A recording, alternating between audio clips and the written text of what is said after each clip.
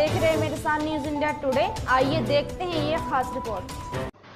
बता दें कि 75 साल के मशहूर इतिहासकार गोपाल भारद्वाज के रोलर स्पीड स्केटिंग को ओलंपिक में शामिल किए जाने पर खुशी जाहिर करते हुए कहा कि रोलर स्केटिंग के खिलाड़ियों को ओलंपिक में अपने प्रतिभा दिखाने का मौका मिलेगा।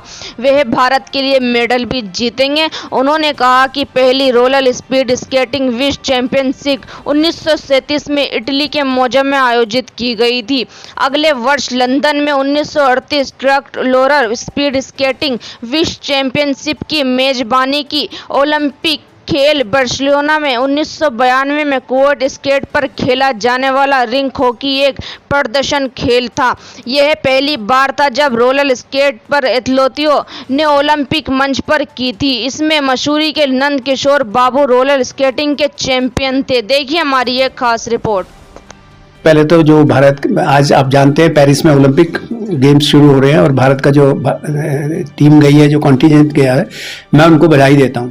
और मेरी बधाई देने का दूसरा कारण यह है कि आपको पता है रोलर स्केटिंग स्पोर्ट्स रही है। वैसे तो इंटरनेशनल लेवल पे हमारी टीम्स इंडिया की जाती रही है हमेशा पिछले 100 साल से, लेकिन अब ये इंट्रोड्यूस हो गया रोलर स्केटिंग और रोलर हॉकी वगैरह, रोड रेस, ये सब ओलंपिक्स में इस साल से इसका ऐड हो गया। इस साल से ये एक गेम हो गया, इसमें भी अब कंपटीशन होंगे और इसमें मेडल्स मिलेंगे।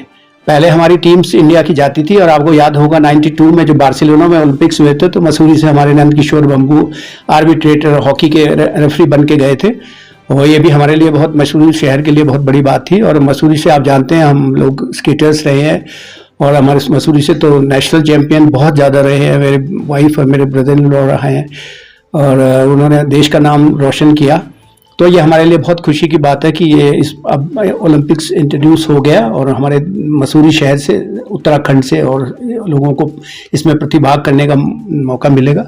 मुझे इस समय जानकारी नहीं है कि इस समय कोई स्केटर्स जा रहा है इस पेरिस ओलंपिक में, लेकिन आगे भविष्य में इसमें बहुत ज़्यादा संभावना है। और ये आउटडोर गेम है और इंडोर गेम भी है, तो दोनों में इसमें जिस तरह से आजकल का लाइफस्टाइल हो गया उसमें आउटडोर और इंडोर दोनों की ज़रूरत है। तो मैं चाहता हूँ हमें जो भविष्य में हमारे भारत की टीम्स जाएंगी, जो बच्चे जाएंगे, उनके लिए शुभकामनाएं। और बीइंग ए स्पोर्ट्स पर्सन हमारी फर्ज बनता है कि जो भारत के ऑल ओवर जो जितने भी हमारे स्पोर्ट्स पर्सन्स गए हैं ओलंपिक्स में वो मेडल लेके आए और भारत का नाम रोशन करें। तो रूप से है प्रयासरत तो रहे थे, लेकिन उसके अपने मापदंड होते हैं ना। जैसे अभी टेनिस हो गया इंट्रोड्यूस, जैसे बैडमिंटन, ऐसे धीरे धीरे कई गेम्स निकाल दिए गए हैं और कई ऐड कर दिया है। ये समय समय पे पॉलिसी है इंडियन इंटरनेशनल ओलंपिक कमेटी की, और समय बदल रहा है। कई गेम्स ज़्यादा खेले जाते हैं। जैसे पहले क्रिकेट बहुत कम था, अब क्रिकेट भी इंट्रोड्यूस हो गया ओलंपिक्स में, पहले नहीं था। इसी तरह भारत में इंडिविजुअली भारत की टीम्स पूरे विश्व में जाती रही है। वर्ल्ड स्पीड स्केटिंग चैंपियनशिप हुई है न्यूजीलैंड में, वहाँ टीमें गई, हांगकांग गई, मकाओ गई, इजिप्ट गई, साउथ अमेरिका गई है, ब्राज़ील गई, कनाडा, जाती रही है टीमें। लेकिन ओलंपिक की बात अलग होती है। ओलंपिक में आप जानते हैं लगभग पूरी दुनिया के, जैसे आजकल लगभग 200 देश हैं, तो सभी जाएंगे। तो जितना ज़्यादा हमारे देश से पार्टिसिपेशन होगा उतना ही हमारे चांसेस अच्छे रहेंगे। और स्पोर्ट्स के जो बच्चे होते हैं उनको वो मिलती है, एक प्रेरणा मिलती है कि मैं भी कल को ओलंपिक में। बाकी स्कूलों में तो आज भी स्केटिंग सिखाई जाती है, तो लेकिन जब कोई एक तरह से कोई उनको वो मिल जाता है, एक टारगेट हो जाता है या उनका एक एम हो जाता है कि हमें ओलंपिक में जाने का मौका मिले, तो वो बहुत बड़ी बात है।